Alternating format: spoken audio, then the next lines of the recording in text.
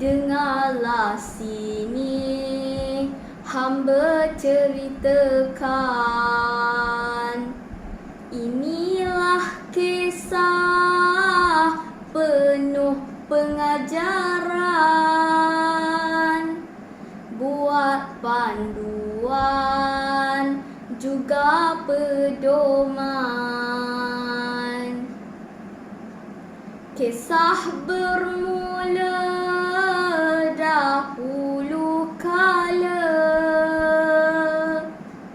cerita rakyat sangat popular. Dua kisah bakal dicerita, tunggu sekejap, tunggu seketika. Assalamualaikum warahmatullahi wabarakatuh dan selamat sejahtera. Nak tahu tak apa cerita yang saya maksudkan? Hari ini, saya Nur Insyirah Darwissyah, pengacara TJ Channel, akan membawa anda menghayati dua cerita, iaitu Batu Belah Batu Bertangkup dan Puteri Gunung Ledang, yang akan disampaikan oleh Puteri Zahra Erina dan Nuraisyah Humairah. Mereka telah menyertai pertandingan cerita rakyat sekolah rendah peringkat kebangsaan anjuran Institut Pendidikan Guru Malaysia IPGM Kampus Bahasa Melayu Kuala Lumpur baru-baru ini. Mari kita saksikan. Assalamualaikum warahmatullahi wabarakatuh dan salam sejahtera. Terima kasih saya ucapkan kepada panel hakim yang arif lagi bijaksana, melaksanakan tugas yang diamanahkan dengan adil dan saksama. Puteri Zahra Erina binti Putera Edi Nurazrah nama diberi. Sekarang sudah 9 tahun usia. Anak kelah sesat dikukup, termakan umpan pengai tua, batu belah batu bertangkup. Itulah tajuk cerita hamba. Di sebuah desa tinggallah Mak Tanjung bersama 2 orang anaknya. Anaknya ialah Melu dan Pekan. Mak Tanjung selalu bersedih selepas kematian suaminya, Pak Abu. Pada suatu hari, Mak Tanjung teringin makan telur ikan tembakul. Dia pun terus pergi ke sungai di belakang rumahnya. Air sungai itu cetek sahaja dan ada banyak ikan. Mak Tanjung terus menangguk ikan di situ, tetapi tidak berhasil. Mak Tanjung hampir putus asa. Tidak lama kemudian, Mak Tanjung berjaya menangguk seekor ikan yang agak besar. Dia sangat gembira kerana ikan itu adalah ikan tembakul. Seperti kata pepatah, pucuk dicita, ulam mendatang. Mak Tanjung bergegas pulang dengan hasil tangkapannya. Dia segera memanggil Melur, lalu menyuruh Melur menggulai ikan itu. Mak Tanjung berpesan kepada Melur supaya menyimpan separuh daripada telur ikan tembakul. Separuh lagi bolehlah Melur makan bersama adiknya Pekan. Setelah selesai memasak, Melur menyimpan separuh telur ikan di atas para. Setelah Pekan bangun, Melur mengajak adiknya makan. Pekan makan nasi berlaukan ikan tembakul. Pekan makan dengan gelojoh sekali. Setelah habis telur ikan tembakul dimakan, Pekan meminta lagi dan kakaknya. "Kak, Pekan nak telur, Pekan nak telur lagi." "Tak boleh. Ini ibu punya. Nanti ibu marah. Kasihan ibu. Namun, Pekan tetap menangis sambil meronta-ronta meminta telur ikan tembakul. Melur tidak sampai hati melihat keadaan Pekan. Dengan berat hati, Melur terpaksa memberikan telur ikan tembakul sehingga semua telur itu habis dimakan Pekan. Melur berasa sangat bersalah. Dia teringat akan keinginan ibunya hendak makan telur ikan tembakul. Seketika kemudian, Mak Tanjung pulang dari kebun. Melur segera menghidangkan nasi dan telur yang baru digulainya. Mak Tanjung berasa hairan melihat telur itu. Ini kan telur ayam, bukan telur ikan tembakul. Melur, mana telur ikan tembakul? Tanya Mak Tanjung sedih. Melur memberitahu semua telur ikan tembakul telah dimakan oleh Pekan. Mak Tanjung berasa sangat sedih dan berkecil hati. Sampai hati anaknya tidak menyimpan telur itu walaupun sedikit. Dengan hati yang kecewa, Mak Tanjung berlari ke hutan menuju ke arah batu puaka yang sedang terbelah dan tersedia untuk menelan mangsanya. Mak! Mak! Pulanglah! Maafkanlah Melur dan Pekan, Mak! Rayu Melur berulang kali. Namun, Mak Tanjung tidak mendengar rayuan dan tangisan anak-anaknya. Akhirnya, Mak Tanjung mati ditelan batu belah, batu bertakuk. Oh, Ibu, kau ditelan batu belah. Kehilanganmu amat ku rasa kini. Ibu! Melur terjaga dari tidurnya. Dia melihat seorang nenek kebayang sedang meriba adiknya Pekan sambil tersenyum kepadanya. Mereka mengikut nenek kebayang pulang. Sejak itu, mereka tinggal bersama nenek kebayang sehingga dewasa. Melur menjadi seorang gadis yang sangat cantik. Manakala Pekan pula menjadi seorang pemuda yang sangat tampan. Mereka sangat rajin dan selalu membantu nenek kebayang. Pada suatu hari, Raja Indrasati mengadakan pesta menyabung ayam.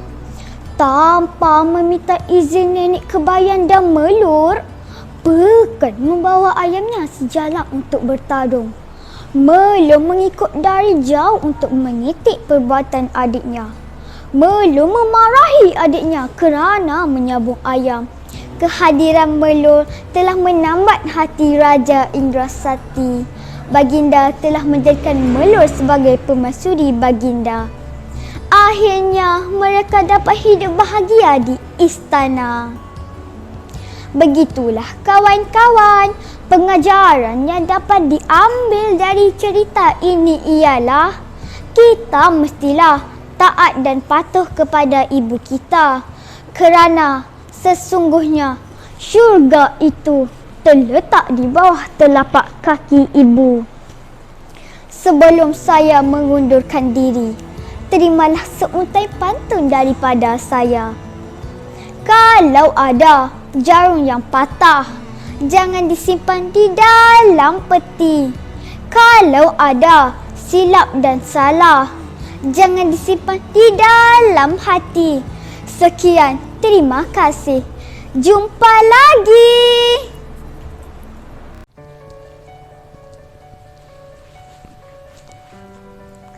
Assalamualaikum, salam sejahtera dan salam perpaduan. Hai kawan-kawan, saya Nur Aisyah Humaira binti Muhammad Azrul akan menyampaikan sebuah cerita yang bertajuk Puteri Gunung Ledang. Di atas puncak Gunung Ledang tinggal seorang tuan puteri yang masyhur dan jelita, dikenali sebagai Puteri Gunung Ledang. Kemasyhuran dan kejelitaan Puteri Gunung Ledang sampai kepada pengetahuan Sultan Mahmud Shah yang memerintah negeri Melaka. Baginda berhasrat untuk menjadikan Puteri Gunung Ledang sebagai permaisurinya. Sultan Mahmud memaklumkan hasratnya itu kepada sekalian pembesarnya. Terkejutlah para pembesar baginda apabila mendengar kata-kata itu, tetapi tidak berani menegur kehendak Sultan Mahmud. Baginda segera mengarahkan rombongan istana untuk meminang Puteri Gunung Ledang. Bukanlah mudah untuk mencari Puteri Gunung Ledang itu, fikir Datuk Bendahara. Namun, apakan daya, beliau tahu Sultan Mahmud sangat bengis dan pantang dihalang segala kehendak hatinya. Jika ada sesiapa yang ingkar, mautlah padanya. Datuk Bendahara memilih Tun Mamat, Sang Setia dan beberapa orang hulu balang menyertai rombongan itu. Beta mahu Datuk Laksamana Tun Tuah turut pergi bersama-sama, titah Sultan Mahmud. Terkejutlah Datuk Bendahara mendengar titah itu. Beliau tahu Laksamana Hang Tuah sudah tua dan selalu uzur. Ampun tuanku, titah tuanku tetap patik junjung. Sembah Laksamana Hang Tuah. Sukacitalah hati Sultan Mahmud apabila mendengar sembah Laksamana Hang Tuah. Sultan Mahmud berangkatlah utusan Sultan Mahmud menuju ke Gunung Ledang. Jauhnya bukan ke Palang. Setelah menempuh pelbagai halangan, akhirnya mereka tiba di kaki Gunung Ledang. Mereka pun berehat seketika. Laksamana Hang Tuah dan Datuk Sang Setia sangat kepenatan. Mereka tidak mampu meneruskan perjalanan itu. Lalu menyuruh Tun Mamat dan orang-orangnya meneruskan usaha mencari Puteri Gunung Ledang. Jikalau mereka pulang tanpa bertemu dengan Puteri Gunung Ledang, nescaya mukalah Sultan Mahmud. Pergilah orang kaya Tun Mamat bersama-sama dengan yang lain untuk mencari Puteri Gunung Ledang. Biarlah hamba dan Datuk Sang Setia menunggu di kaki gunung ini saja, kata Laksamana Hang Tuah. Tun Mamat patuh kepada arahan Laksamana Hang Tuah. Beliau bersama-sama beberapa orang hulu balang meneruskan usaha menaiki Gunung Ledang. Perjalanan mereka ke puncak Gunung Ledang semakin sukar. Mereka juga mengharungi angin kencang dan udara yang sejuk. Tiba-tiba, Tun Mamat dan hulu balangnya merasai kelainan dengan keadaan hutan di sekeliling mereka. Mereka kini dikelilingi pokok-pokok bunga yang pelbagai warna dan rupa. Udaranya juga terasa nyaman dan berbau harum. Mereka juga terdengar suara nyanyian merdu, syair dan gurindam.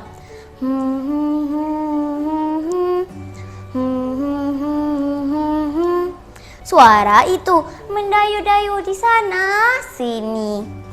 Tiba-tiba mereka terpandang nun di atas puncak sebuah bukit kecil terdapat sebuah balai yang dibina dari tulang manusia, manakala bumbungnya daripada rambut.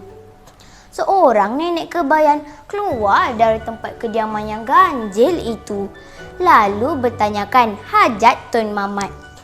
Tun Mamat segera menceritakan tujuan kedatangannya itu.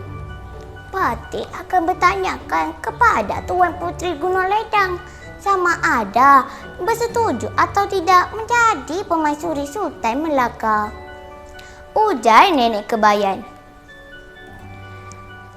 Dia segera berjalan masuk ke dalam tempat kediaman itu semula. Tidak lama selepas itu, nenek kebayan muncul semula. Dia segera memberitahu Tun Mamat bahawa Puteri Gunung Ledang bersetuju menjadi permaisuri Sultan Melaka sekiranya Sultan Melaka dapat memenuhi semua syarat peminangan yang dikehendaki. Apakah syarat-syarat peminangan itu? Tun Mamat ingin tahu. Nenek kebayan menjelaskan. Syarat-syaratnya ialah Sultan Melaka perlu membina sebuah jambatan emas dari Melaka ke Gunung Ledang.